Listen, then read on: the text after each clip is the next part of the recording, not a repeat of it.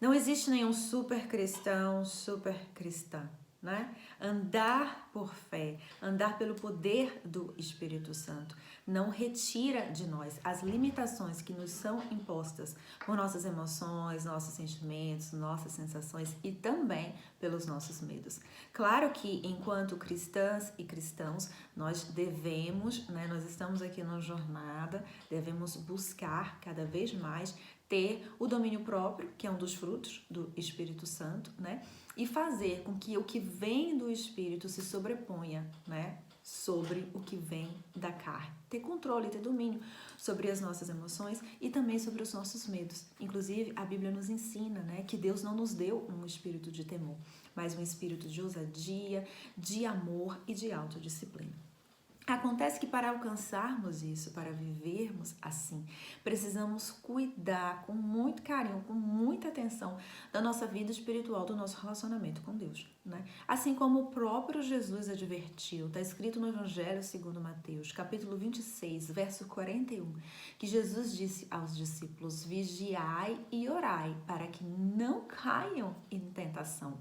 O espírito está pronto, mas a carne é fraca. Está escrito também em 1 Coríntios, capítulo 10, verso 12. Você que pensa que está em pé, cuide para que não caia. Você que pensa que está em pé, cuide para que não caia.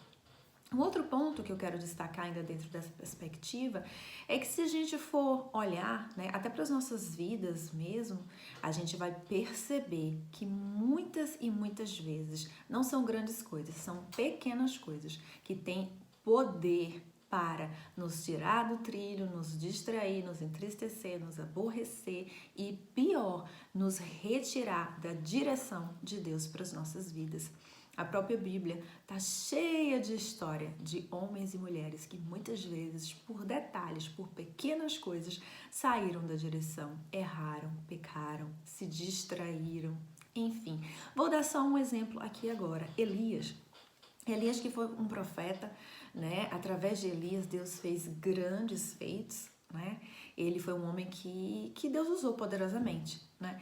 E Elias, após viver, né, um feito extraordinário na presença de Deus, de ver a manifestação do poder de Deus, né? Deus desce fogo e queima o holocausto e os profetas os falsos profetas são ali desmascarados, são assassinados, né? E ele passa também pela situação da chuva, né? Aguardando a chuva. Elias, depois de viver feitos extraordinários na presença de Deus, de ver a manifestação do poder de Deus através da vida dele, logo depois ele recebe uma mensagem de Jezabel. E aquela mensagem foi mais do que suficiente para tirar Elias do trilho, para desorientar Elias, para desnortear Elias. E está escrito que ele teve medo e ele fugiu.